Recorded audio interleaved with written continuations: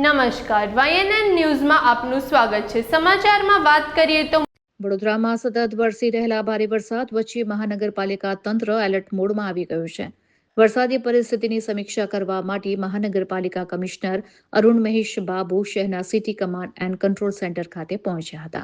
અહીં તેમણે મહાનગરપાલિકાના અધિકારીઓ સાથે ઉચ્ચ સ્તરીય બેઠક યોજી હતી અને શહેરના વિવિધ વિસ્તારોની સ્થિતિ અંગે વિગતવાર સમીક્ષા કરી હતી। બેઠક દરમિયાન શહેરના રોડ રસ્તાઓ પર પાણી ભરાવા અને વરસાદને કારણે ઊભી થયેલી સમસ્યાઓ મુદ્દે કમિશનરે અધિકારીઓ સમક્ષ નારાજગી વ્યક્ત કરી હતી। વિવિધ વિસ્તારોમાં પાણીના ઝડપી નિકાલ અને રાહત કામગીરી વધુ અસરકારક બનાવવા માટે જરૂરી સૂચનાઓ પણ આપવામાં આવી હતી। આ બેઠકમાં સ્ટેચ્યુ ઓફ યુનિટીના સીઈઓ અમિત અરોરા પણ ઉપસ્થિત રહ્યા હતા।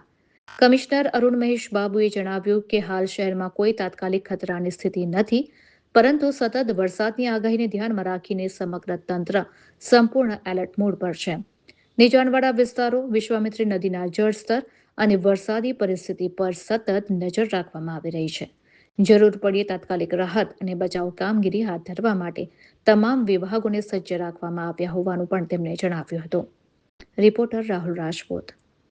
સ્થિતિ વડોદરામાં સર્જાઈ છે। આપ સમગ્ર પ્રક્રિયા પર ચાંપતો બંદોબસ્ત રાખી રહ્યા છો। કોઈ એવી જગ્યાઓ છે, સ્પોટ નક્કી કર્યા છે કે ત્યાં આગળ પાણી ભરાતું હોય? શું આપે જોયું અત્યાર સુધી? બે જગ્યા ગઈકાલે રાતમાં જે પાણી વરસાદ થઈ છે, મોટાભાગમાં શહેરમાં પાણી ઉતરી ગયું છે। એક માંડવી વિસ્તાર છે, જે દરવાજા વિસ્તાર જે કહેવાય, એમાં દર વખતે પરમનન્ટલી પાણી ભરાતું હોય છે। એના પરમનન્ટ સોલ્યુશન માટે અમે અત્યારે ગાંધીનગરની આજુબાજુ સીવર રિહેબિલિટેશન વર્ક ચાલુ કર્યું છે।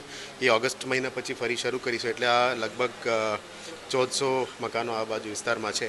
એ વિસ્તારમાં કાયમી પાણી ભરાવાનું વોર્ડ નંબર 13 અને 14માં રજૂઆતો છે। એના માટે પરમનન્ટ સોલ્યુશન કરવું પડે।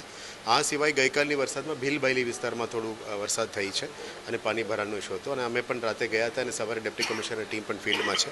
અત્યારે 4 ઝોન પ્લસ સેન્ટ્રલ ઝોનમાં 5 DMCs અત્યારે ફિલ્ડમાં છે। એન્જિનિયર્સ, ડેપ્ટી એન્જિનિયર્સ તમામ લોકો ફિલ્ડમાં છે। મોટાભાગમાં આપણે પાણીની નિકાલ કરવા માટે ટીમ્સ કાર્યરત કરી રહ્યા છે। ઓક્ઝિલરી પમ્પિંગ સ્ટેશન્સથી જ ડ્રેનેજ લાઇન્સનું પણ અત્યારે કામગીરી ચાલુ છે। આપ જાણો છો કે આ વખતે સીવર રિહેબિલિટેશન વર્ક અમે કર્યા હતા। લગભગ 50 જગ્યામાં કામગીરી કરનારથી જ આ પાણી બધું નીકળ્યું છે। હવે 1-2 જગ્યા એવા છે કે જેમાં ભીલબાયલી વિસ્તારમાં હજી નવું કામ કરવાની બાકી છે। એ પોસ્ટ મોન્સૂન્સ અમે કરીશું। ત્યાં પણ રોડ બનાવવાની અથવા સીવર વર્ક્સ પણ કરવાની બાકી છે, એ પણ કરીશું। પણ અત્યારે એવું કંઈ ભયજનક સ્થિતિ નથી। ફક્ત ભીલબાયલી વિસ્તારમાં 14 લોકોને અમે એક શેલ્ટર હોમમાં શિફ્ટ કર્યા છે। એમને પણ અત્યારે લગભગ ભોજન બધું કરી આપે છે। સાંજે એમને છોડીશું। અમે પાણી ઉતરવા માટે વેઇટ કરી રહ્યા છે। મોટાભાગમાં વડોદરા શહેરમાં રેડ એલર્ટ ચેન્જ થઈને ઓરેન્જમાં આવી ગયું છે। ઓરેન્જ ટુ યલો છે આવતીકાલે, એટલે બહુ ચિંતાજનક સ્થિતિ નથી। પણ તમામ એન્જિનિયર્સો સતત ફિલ્ડમાં કાર્યરત છે। અમે આજવા રિઝર્વાયર, તમામ પ્રતાપપુરા રિઝર્વાયર અને બ્રિજેસની લેવલનું પણ મોનિટરિંગ કરી રહ્યા છે, અને ફિલ્ડમાં ટીમ એક્ટિવ છે। સર, જ્યાં સામાન્ય વરસાદ આપણે તો ચોક્કસ ખૂબ સારી કામગીરી કરી, પણ જ્યાં આગળ નજીવો વરસાદ પડે ત્યાં ખાડા પડી જાય, ખુદ પાલિકાની બસ પણ અંદર જે છે એક બસનું અટકાવવાનું વિડીયો મારા પાસે આવી હતી। આપણે PME બસનું ટીમ જોડે પણ વાત કરી છે। અત્યારે એનું નિકાલ પણ થઈ રહ્યા છે। પણ એ કદાચ ગોરવા વિસ્તારમાં હતી, ગોત્રીમાં હતી। એ પણ કયા કારણથી થયું છે એ જોઈ લઈએ। પણ નાના મોટા ઇસ્યુઝ હોય તો આપણે સ્થાનિક વોર્ડ લેવલની ટીમમાંથી જે નિકાલ થઈ જશે।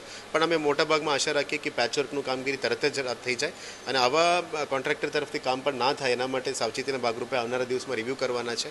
એક road wise, drainage line wise, water line wise કંઈનું કામમાં ખામી હોય એના ઉપર પણ પગલાં લેવાનું અમે નક્કી કર્યું છે। બેઝિકલી અમે આજે સ્ટેચ્યુ ઓફ યુનિટીમાંથી આવ્યા છીએ। અમે કમાન્ડ કંટ્રોલ સેન્ટર બતાવતા હતા। થોડું ઘણું અમે મિટિંગ કર્યા પછી એ સાંજે નીકળી જવાના છે। આજે કદાચ ડિસ્ટ્રિક્ટ એડમિનિસ્ટ્રેશન સાથે એમની મિટિંગ હતી, અને અમે અત્યારે કમાન્ડ સેન્ટર પણ સિટીની પરિસ્થિતિ કેવું છે એ બધું બ્રીફ કરવા માટે અમે આજે આવ્યા છીએ। વિશ્વામિત્રીના જળસ્તરમાં પણ ધીમી ધારે વધારો થઈ રહ્યો છે। 26 સુધી કંઈ ઇસ્યુ નથી। ગઈકાલે લગભગ 6.5 હતી, અત્યારે 12માં છે। બહુ ચિંતાજનક સ્થિતિ નથી। 28 સુધી અમારું સેફ લેવલ છે, અને આજવામાં પણ હજી પીવાના પાણી માટે જ અમે પાણી સંરક્ષણ કરી રહ્યા છે। કંઈ ચિંતાજનક સ્થિતિ અત્યારે નથી। Subscribe now and press the bell icon. Never miss an update.